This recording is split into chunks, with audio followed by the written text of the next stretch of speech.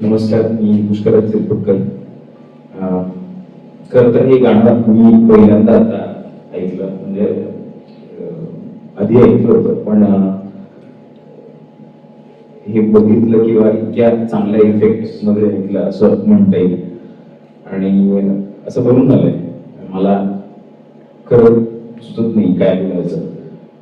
मला या चित्रपटात काम करायच्या आधी माझी अशी परिस्थिती होती की मला काम करू नये असं वाटायला लागलं होतं. मला अभिनय जमत नाहीये असं वाटायला लागलं होतं आणि मला वाटलं की आता थांबावं, काहीतरी वेगळं करावं. हे करत असताना हा चित्रपट आला आणि या चित्रपटातल्या भूमिकेत, म्हणजे वेगळी भूमिका असं मी म्हणणार नाही, मला वेगळे भाव माझ्यातले दाखवण्याची संधी या चित्रपटाने दिली आहे. ते भाव पूर्णपणे मनापासून दाखवायचा मी प्रयत्न केलाय आणि ते कुठल्या तरी अदृश्य शक्तीने समर्थन करून घेतलं असं मला वाटतंय. योगेश सर, अमोल ज्यांनी मला ऍक्च्युली विचारलं, रवींद्र सर, खूप आभारी आहे की मला ही संधी मिळाली. मला वाटतं की समर्थांच्या विचारांमध्ये षड्रिपू यांच्यावर मात करणं हे फार महत्वाचं आहे. मीपणा घालवणं फार महत्वाचं आहे. तर मला असं वाटतं की तो मीपणा बाजूला ठेवून या पुढचा प्रवास मला करता येईल, काहीतरी वेगळं मला देता येईल, माझ्याकडून घडेल अशी इच्छा आहे. धन्यवाद.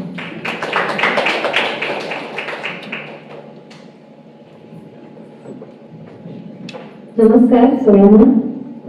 जय जगद्गुरू समर्थ. मला खूप छान वाटतं इथे आल्यावर. तुम्हाला सगळ्यांना इथे स्वागत सगळ्यांचं. आपण सगळे इतर चित्रपटांसाठी आणि आधीच्या सगळ्या प्रोजेक्टसाठी भेटलो आहोत त्यामुळे आपण ओळख आहे सगळ्यांचीच आहे.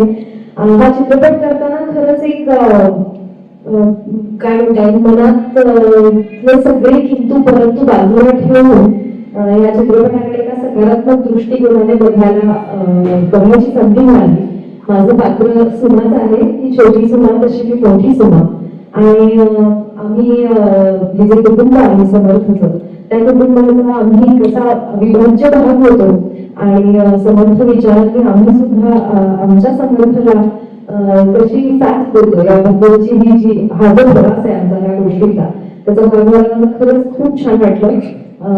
मला जी संधी दिली त्याबद्दल अमोल, योगेश प्रोफागर आणि खरं तर माझे सगळे सहकलाकार, त्या मागचे कलाकार आणि तंत्रज्ञ सगळे, सगळ्यांमुळे एक मनात शांतता, सेटवर किती धावपळ असते तुम्हाला सगळ्यांना माहिती आहे. आणि अशा वेळेला हे विचार, समर्थ विचार मनात आणून किंवा एक असा भाव मनात आणून शांतपणाचा, प्रेमाचा, तो तिथे सेटवर आणून त्यातनं अभिनय करणं हे खरंच चॅलेंजिंग होतं. पण आमच्या सगळ्या टीमने ते खूप छान शक्य केलं.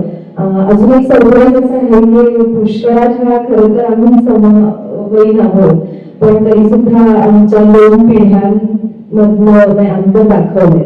आणि ते करत असताना तो पार्ट पण खूप चॅलेंजिंग होता, जिथे मी पुष्कराच्या काकामध्ये आणि समर्थचे ते बदलून झाले. आणि खरंच खूप चॅलेंजिंग होतं, कारण सीन्स खूप हेवी होते, म्हणजे खूप चॅलेंजिंग फॉर एव्हरीवन. ऍक्टर्स म्हणू नका तुम्ही, DOP म्हणू नका, सगळ्यांसाठी. आणि ते घर आणि ती कोकणातली सगळ्यांनी जी गाडी होती, बाळगाडी, ती खरंच अविस्मरणीय. म्हणजे परत तिथे शूटिंग करायचा चान्स मिळायला हवा. It was amazing. आणि सगळ्यांची सकारात्मक ऊर्जा समभाव तिथे बाहेर आली होती. आणि माझ्यासाठी तर शाळेत मनाचे श्लोक शिकले आहे मी, पण त्याचे अर्थ काही कधीच कोणी उलगडून सांगितलं नाही. पण या चित्रपटाच्या निमित्ताने मी मनाचे श्लोक आणि त्याचं विवेचन ह्याचं म्हणजे वाचन आणि काय ऑडिओ मी ऐकते आहे. आणि खरंच अवघड आहे. त्यातला एक जरी विचार आपण आपल्या आयुष्यात अंमलात आणू शकलो तरी मला वाटतंय की आपण काहीतरी अचीव करू माणूस म्हणून. थँक्यू. जसं आम्ही सगळे सांगतोय की चित्रपट हा मनोरंजक आहे आणि प्रबोधन तो नकळतपणे करतो तुम्हा सगळ्यांचं. तर पोस्टरवरती पण तुम्हाला दिसत असेल, आजच्या पिढीचं आजच्या नवयुवकाचं प्रतिनिधित्व करणारा पोषण प्रधान आपल्याला सुद्धा उद्या दिसतोय. नक्की हा काय प्रकार आहे तो त्याचा सगळं जाणून मिळेल. थँक्यू.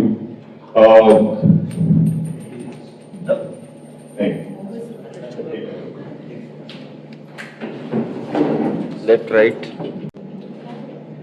सो मी समजतोय या चित्रपटात समोरांची भूमिका करतोय का असं प्रत्येकाला वाटत असेल, पण आपल्या सगळ्यांचे गुरुस्थानी नक्कीच समर्थ रामदास स्वामी आहेत आणि या चित्रपटात सुद्धा त्यांचे विचार आपल्यापर्यंत पोहोचणार आहेत. मी समर्थची भूमिका करतो तो माझ्या आई वडिलांचा समर्थ, त्यांची भूमिका करतो आणि या आई वडिलांचा खरंच मी समर्थ आहे का हे कुठेतरी मी शोधण्याचा प्रयत्न करतो. कारण मला वाटतं आपण सगळेच लहान असताना पहिल्यांदा जेव्हा गणपती बाप्पा मोरया म्हणायला लागतो किंवा आरती म्हटल्यानंतर बाळ जय जय करायला लागतं ते आई वडिलांना बघून, कारण त्याच्यासाठी त्याच्या गुरुस्थानी त्याचे आई वडील असतात. म्हणूनच आपण मातृदेवो भव पितृदेवो भव हे म्हणतो. तर तसंच समर्थसाठी सुद्धा गुरुस्थानी हे आई वडील आहेत आणि त्यामुळे पुढची गोष्ट अजून घडत जाते. त्याचबरोबर नातेसंबंधांची गोष्ट आहे ही, वडिलांच्या आणि मुलाच्या नात्याची सुद्धा गोष्ट आहे आणि जी हळूहळू उलगडत जाते आणि ती मनापासून मला भावली. त्याचबरोबर खूप वेगळ्या पद्धतीने, खूप चांगल्या पद्धतीने समर्थ विचार हे आजच्या पिढीपर्यंत पोहोचवतोय. आपण खूप छोटे आहोत, समर्थांना पोहोचवण्यात आपण कोणीच नाही आहोत. समर्थ ऑलरेडी आपल्या सगळ्यांपर्यंत, आपल्या आधीच्या पिढीपर्यंत आणि पुढच्या पिढ्यांपर्यंत पण पोहोचणारच आहे. पण समर्थ विचार पोहोचतायत का याच्याकडे कुठेतरी लक्ष द्यायचं आणि ते विचार पोहोचवण्याचा हा कुठेतरी प्रयत्न आहे. नक्कीच अजून भरपूर बोलणार आहे, पण विशेष करून मला या टीमचं कौतुक करावं असं वाटतंय, कारण इतकी मजा आली आणि इतका चॅलेंजिंग असं एंटायर प्रोजेक्ट खूप चॅलेंजिंग होतं. कारण हा बॅलन्स मेंटेन करणं खूप महत्वाचं आहे. जो आता पोस्टरवरती सुद्धा आपल्याला दिसतोय तोच चित्रपटात सुद्धा दिसणार आहे.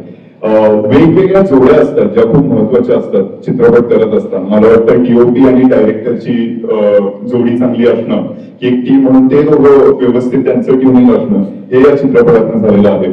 प्रोड्युसर, को producer EP, producer director, actor director हे प्रत्येक इतका परफेक्ट झालाय की प्रत्येकाचा एकमेकांवरती पूर्णपणे विश्वास आहे.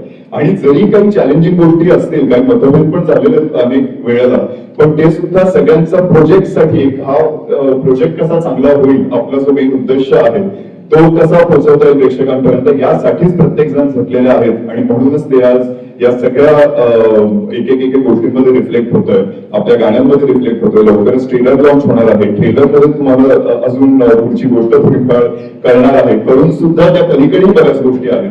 पण असं एक अत्यंत मी म्हणेन एक ऍक्टर म्हणून मला माझी मच्युरिटी मला दाखवलं, असं एक चॅलेंजिंग रोल माझ्याकडे मिळाला आणि ही खऱ्या अर्थाने समर्थांचीच खूप आहे. त्यामुळे मी समर्थ. थँक्यू.